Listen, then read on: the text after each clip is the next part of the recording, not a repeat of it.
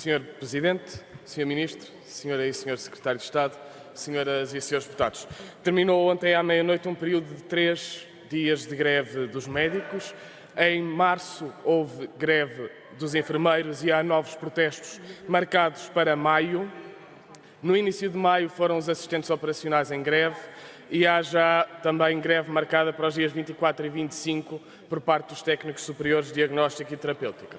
O que é que têm todas estas greves em comum? O que é que une todos estes profissionais? Estão contra o Sr. Ministro da Saúde.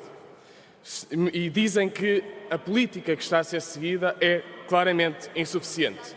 Os profissionais acusam-no de fazer das negociações um simulacro, de não as levar até ao fim ou de as romper unilateralmente. Acusam-no, Sr. Ministro, de se comprometer e de não cumprir.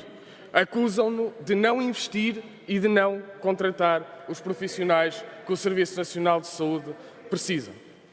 E sabe que mais? Os profissionais têm razão.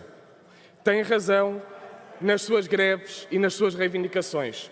Têm razão quando exigem mais profissionais para os hospitais e centros de saúde. Têm razão quando dizem que não pode haver atrasos nos concursos. Têm razão quando exigem carreiras.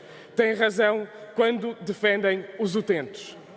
Quem não tem razão é o Sr. Ministro, porque continua a negar aos técnicos superiores de diagnóstica e terapêutica a transição para uma carreira digna, porque continua a protelar as negociações com os enfermeiros e continua a não contratar os enfermeiros necessários, porque continua a promover a indiferenciação médica e porque continua a dizer que é todo centeno, quando ser centeno é ser contrário ao Serviço Nacional de Saúde.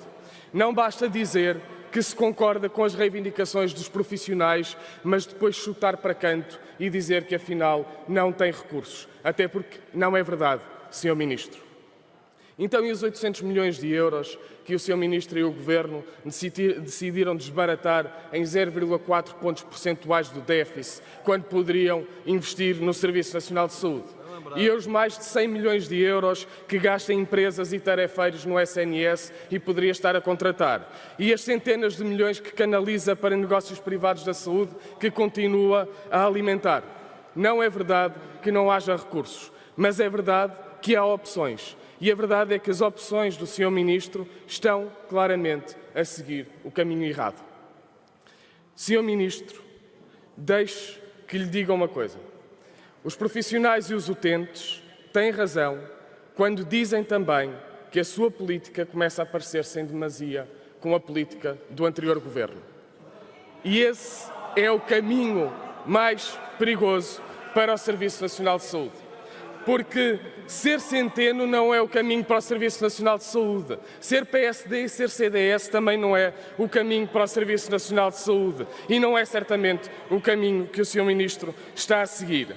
Crianças e recém-nascidos sem médicos de família, muito porque protelaram o lançamento de concursos para a contratação de médicos de família. Problemas na oncologia do Hospital de Santa Maria. O Sr. Ministro fora de qualquer negociação para definir a rede de pediatria no Porto, o que é gravíssimo ter o Ministro das Finanças a decidir o que é que são opções de saúde em Portugal. É gravíssimo. Por isso a pergunta, Sr. Ministro, é: como é que vai ser agora? Vai defender ou não o Serviço Nacional de Saúde?